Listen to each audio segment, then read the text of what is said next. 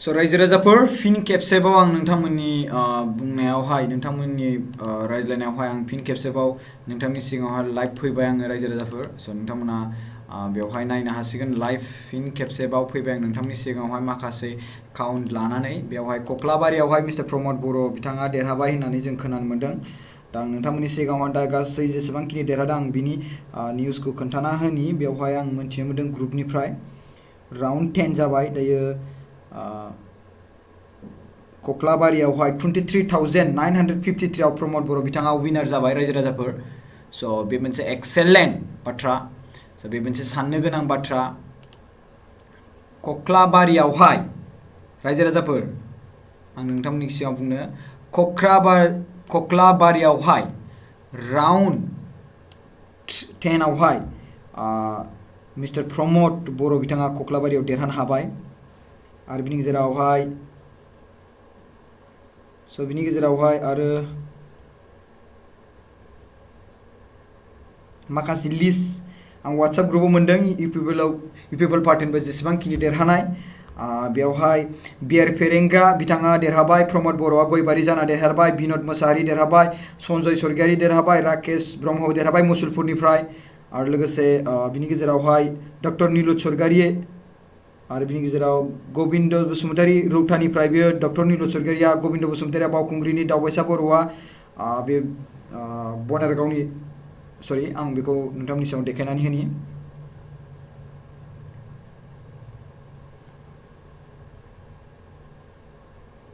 स' नोंथांमोना स्टेटास होनानै होबानो जाबाय भिडिअखौ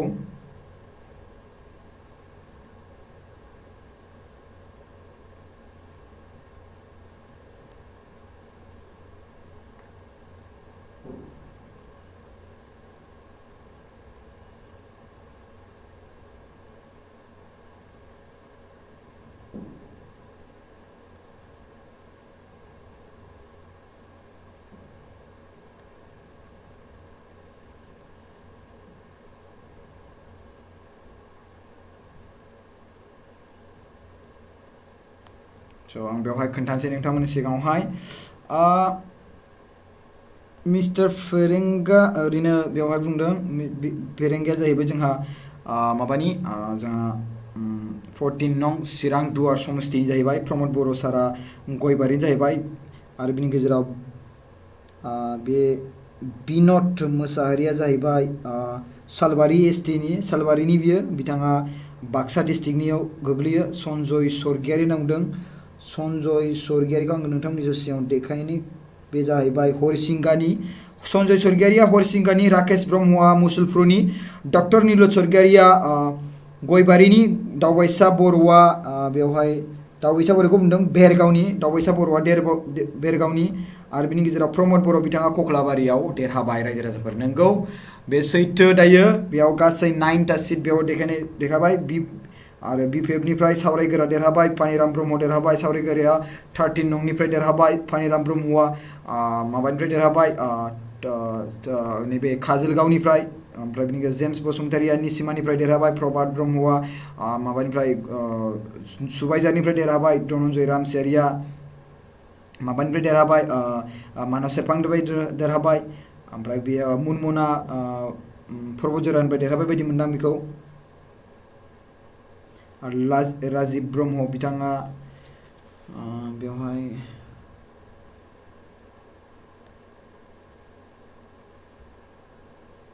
राजिब ब्रह्म बिथाङा नैबेयाव क'क्राझारनिफ्राय बिथाङा बनरगाव बिथाङा राजिब ब्रह्म देरहाबाय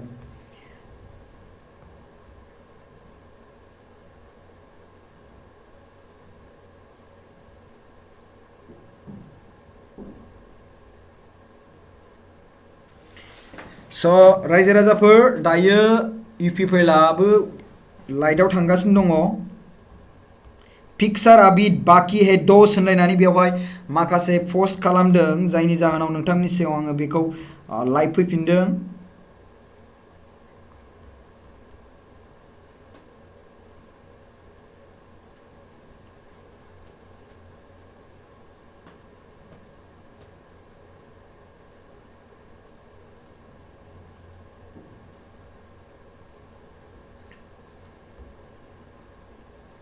स' BPF निफ्राय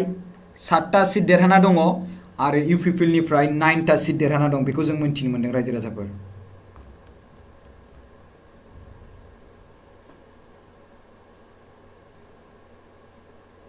स' रायजो राजाफोर बेयाव चेन्ज जाबाय मोनसे गोबां गेदेर चेन्ज जादों। UPPL आ 13टा सिट आरो बिनि गेजेराव BPF आ 16टा सिट। मोनसे गिदिर बारहावा फैदों बेवहाय। BJP निफ्राय 8टा,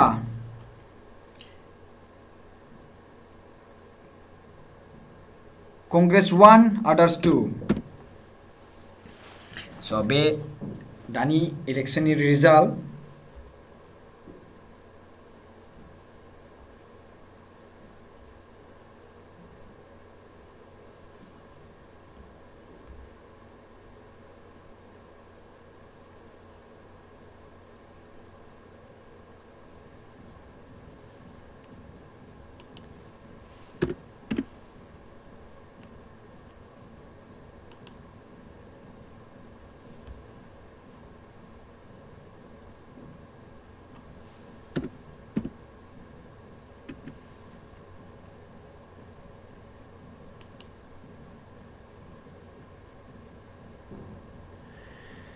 So dos ओरैहाय जाहैबाय 420 आदार्सआवहाय बेसेबां 3 आदार्सआवहाय 3।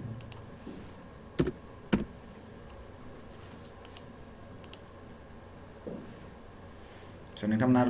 लाइभ दायो नुगासिनो दङ। स' नोंथांमोना जायफोर थेंक इउ स' माच आरो आं नोंथांमोनखौ बुंनो सानदों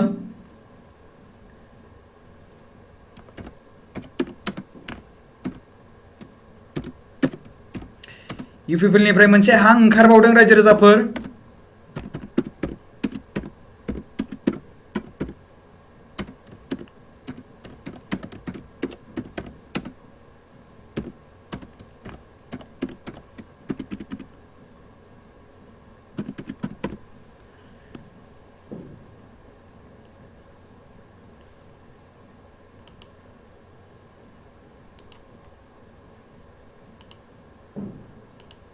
नोंथांमोननि सायाव सोरबाफोर चेट माबा हरनो नागिरदोंब्ला नोंथांमोना बेवहाय आंनाव हरनो हागोन। आं गोजौआव एकाउन्ट नाम्बार होना होदों रायजो राजाफोर।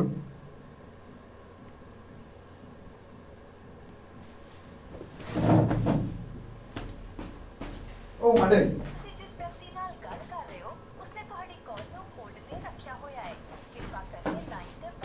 आं दा उनाव रायज्लायगोन लाइभ होदोंमोन आं।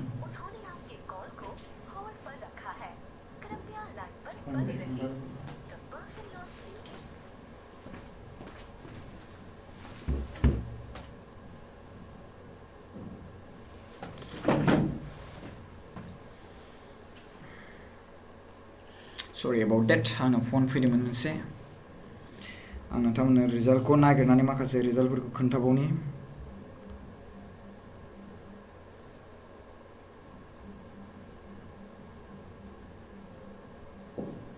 Oh, breaking. Good. बेवहाय मोनसे फैबावदों।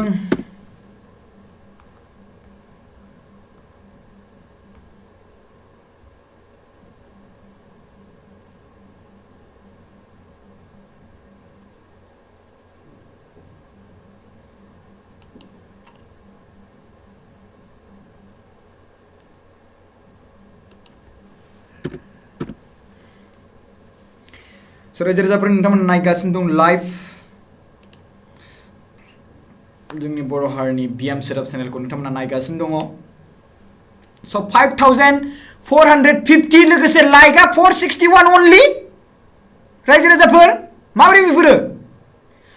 5541 लाइभ नायगासिनो दं नोंथांमोना आरो बिनि गेजेराव 467 अनलि लाइक। मानि थाखाय माखौ बोराबदों रायजो राजाफोर So please like kalam. Oblas angbo bungno takai sausa gan आरो लोगोसे आं बेखौ बुंनो सानदों बेयाव chat revenue 59 rupees नोंथांमोना जे होदों so बेनि आं बुंदों नोंथांमोना हरनो गोसोब्ला एकाउन्ट आं गोजौ होना दोनदों डाइरेक्टलि एकाउन्टआव फैनाय बायदि बेखौ खालामना हो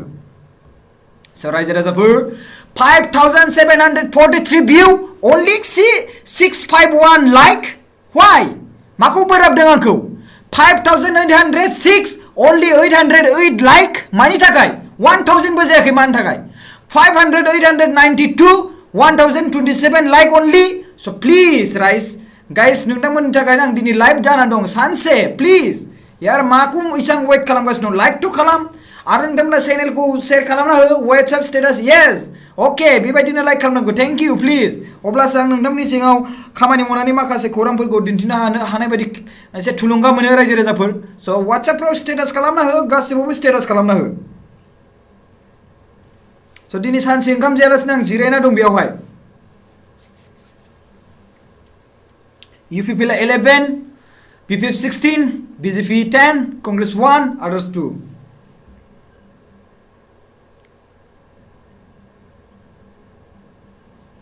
So रायजो राजाफोर नोंथांमोननि सिगाङाव आं दङ दायो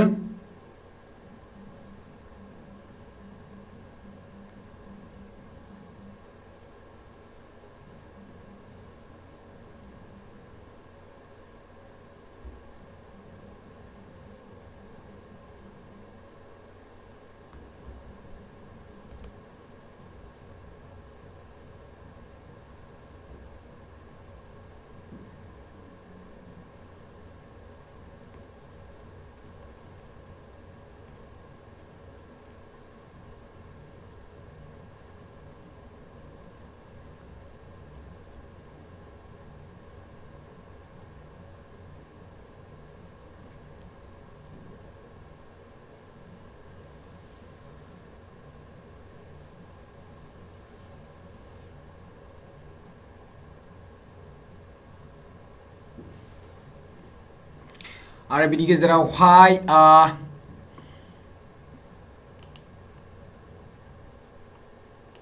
BPF 18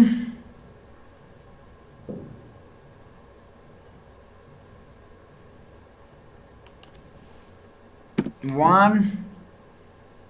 आरो बिनि गेजेराव BJP 11 what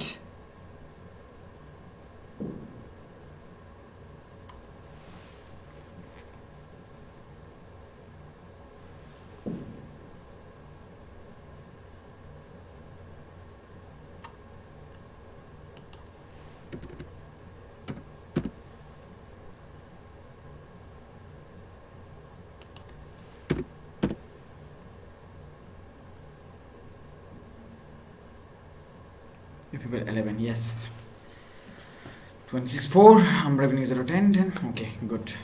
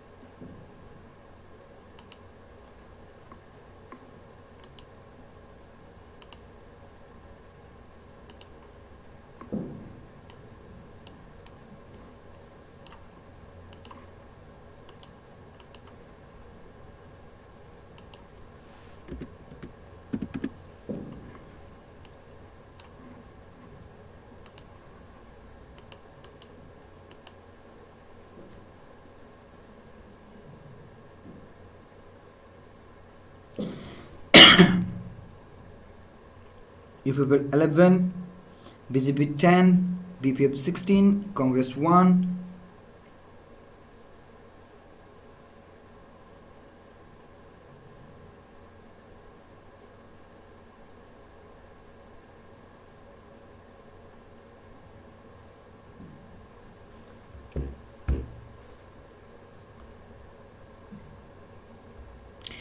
So guys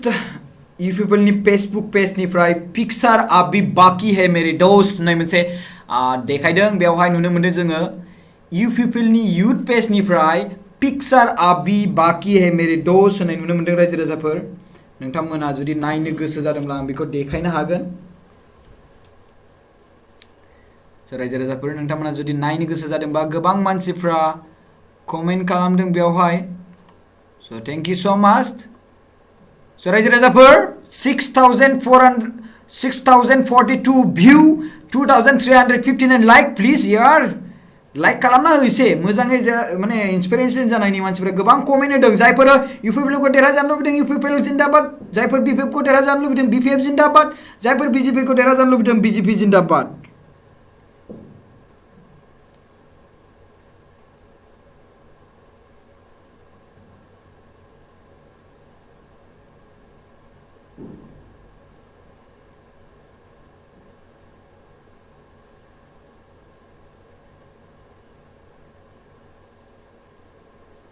So नोंथांमोना चेनेलाव गोदानबा प्लीज लाइक शेयर सब्सक्राइब खालाम रायजो राजाफोर प्लीज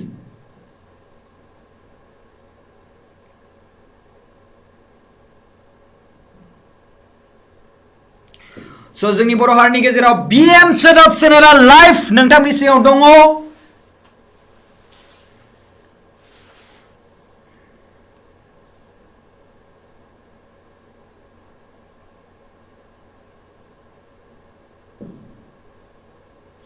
कक्लाबारियाव मिस्टार प्रमोद बर' बिथाङा देरहाबाय रायजो राजाफोर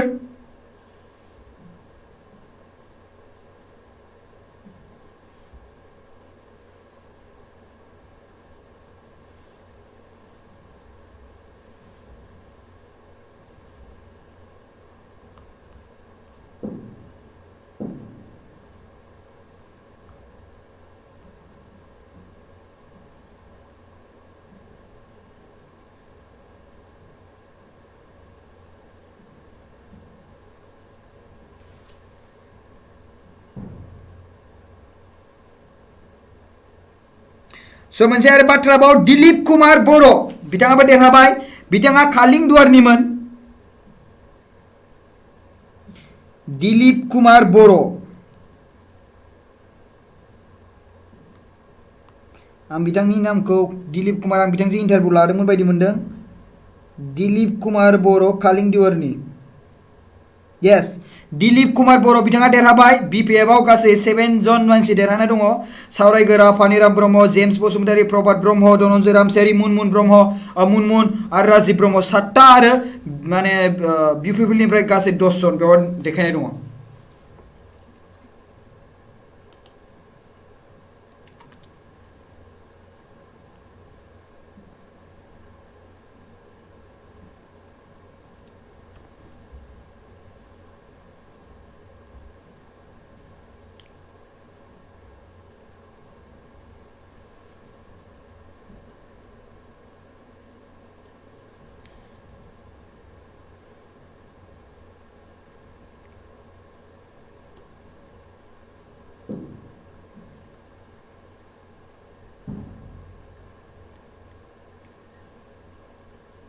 सो दायो बमा गावनानै खुनु लाब गैया बायदि मोनथ'दों आङो मानो होनब्ला सोर पार्टिया देरहागोन बेखौ रावबो दासिमबो मोनथिनो हाथ'वाखै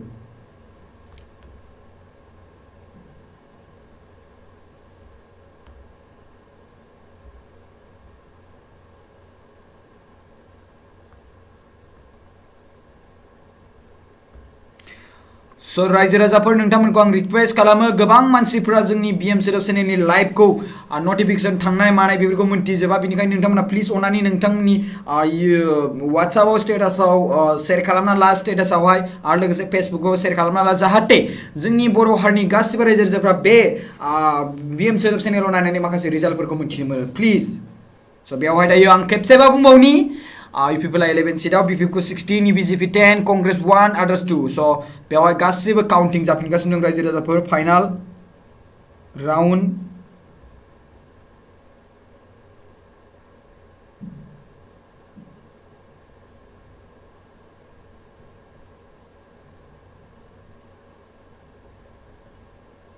बागानपारायावबो यूपीपीएल खौ गोजौ थाखोसिम थांनाय नुदों 14,645 बेखौ नुनो मोनदों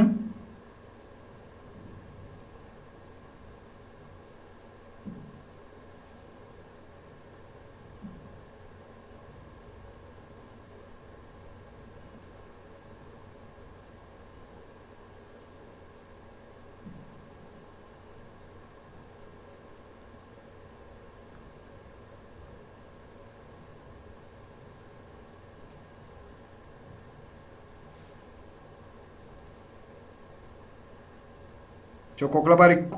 समस्तियावहाय मिस्टार प्रमद बर' बिथाङा देरहाबाय।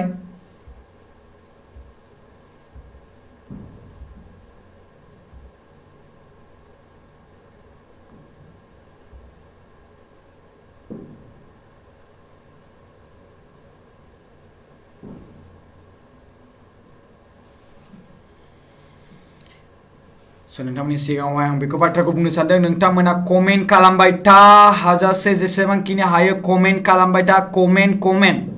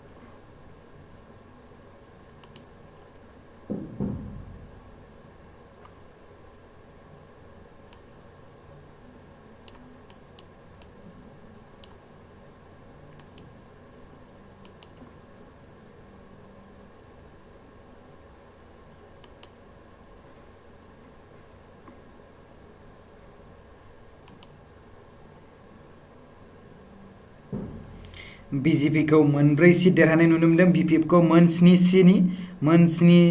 देरहानाय नुनो मोनदों दायो रियेलावहाय, आरो लोगोसे UPPL खौ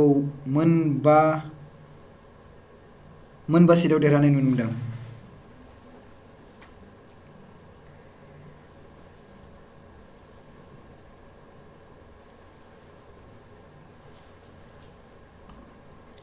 स' रायजो राजाफोर, नोंथांमोननि सिगाङाव आं बुंनो सानदों मोनसे खोथा,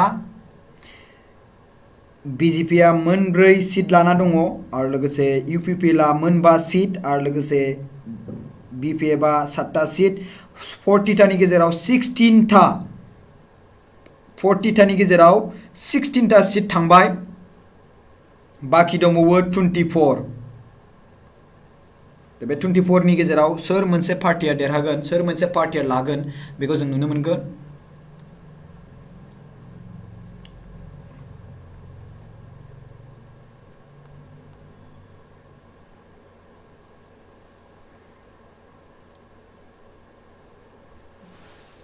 रायजो राजाफोर, कमेन्ट होनाया बन्द दाजा, आरो लाइक खालाम प्लिज, चेनेलाव गोदानबा साबस्क्राइब खालाम, बेखौलाय आं गोदानै बुंबाय थागासिनो दङ। चेनेलाव गोदानबा अननानै प्लिज साबस्क्राइब खालामबानो जाबाय।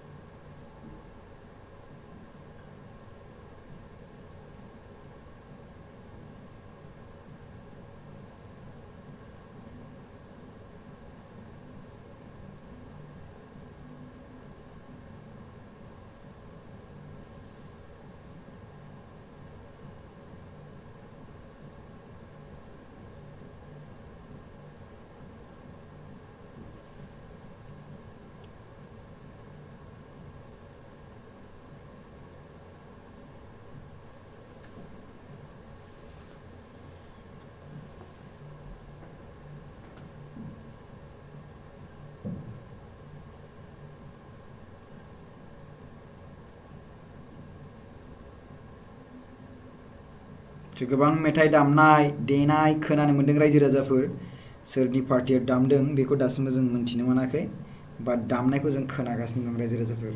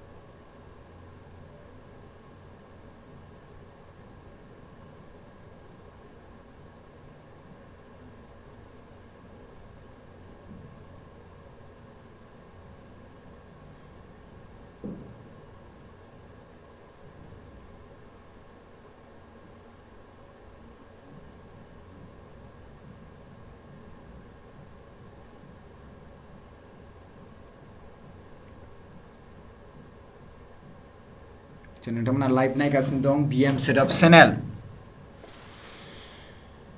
स' बिनि गेजेरावहाय दायो नोंथांमोननि सिगाङाव फाइनाल राउन्ड ओंखारबोगासिनो दङ सानै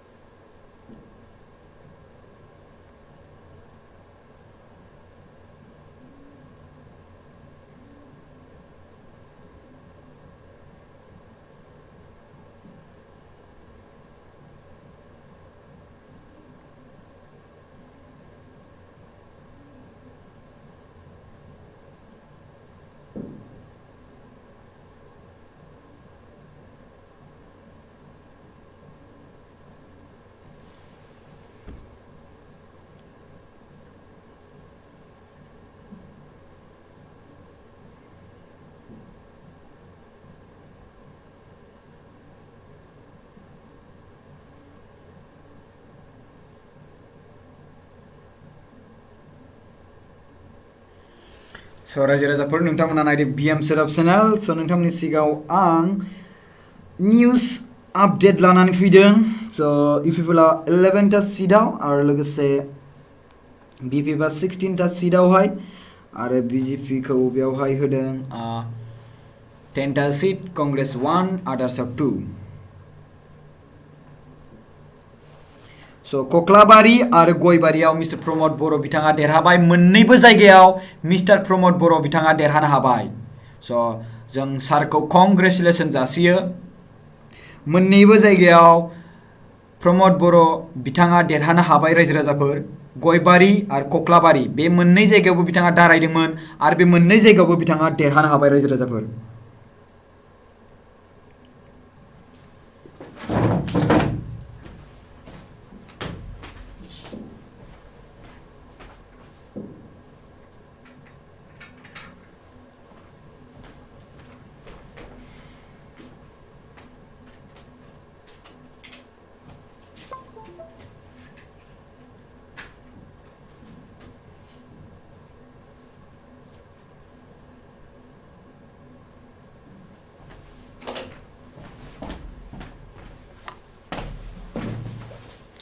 रायजो राजाफोर आरो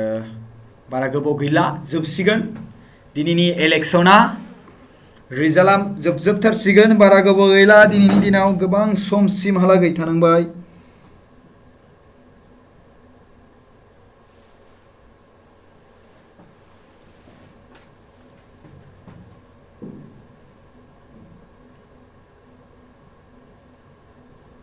मुसलपुरावहाय राकेश ब्रह्म बिथाङा देरहानो हाबाय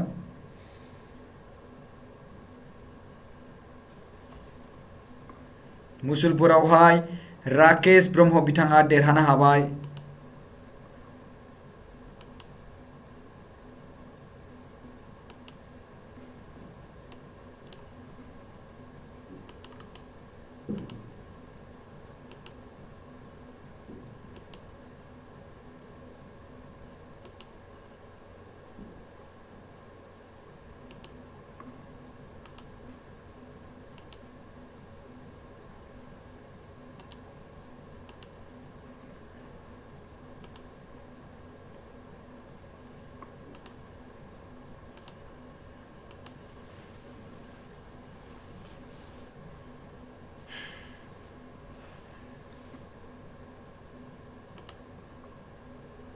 रायजो राजाफोर नोंथांमोना नायदो BM setup channel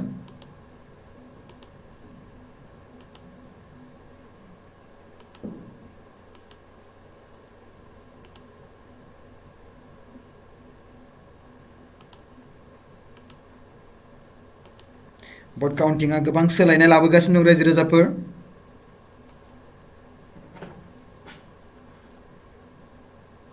Govind Basumatary बिथाङा बैराग कुन्दुन जानानै बिथाङा देरहानो हाबाय इउपिपिएल हान्जानि जानानै आरो लोगोसे रनिन्द्र नार्जारिया सुक्लाय सेरफाङाव देरहानो हाबाय बिजेपिनि जानानै रनिन्द्र नार्जारिया सुक्लाय सेरफांनि जानानै बिजेपि जानानै बिथाङा सुक्लाय सेरफाङाव देरहानो हादों रायजो राजाफोर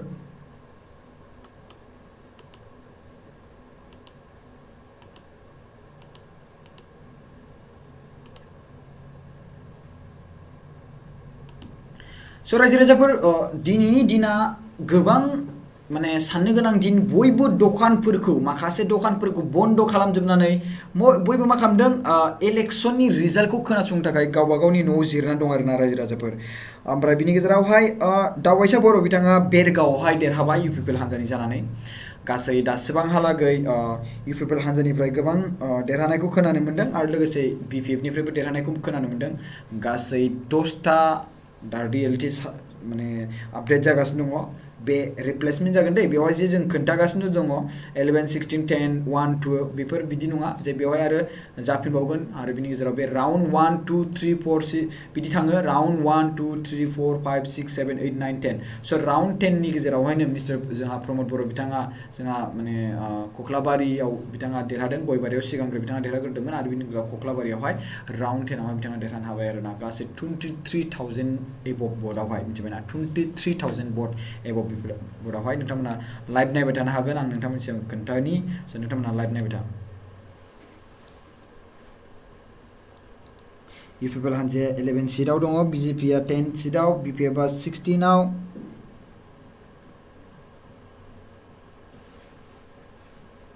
कांग्रेस 1 आदार्स 2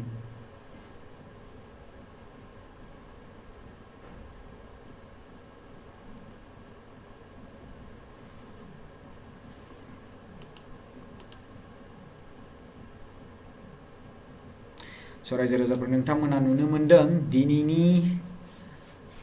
इलेक्शन रिजाल्ट नोंथांमोना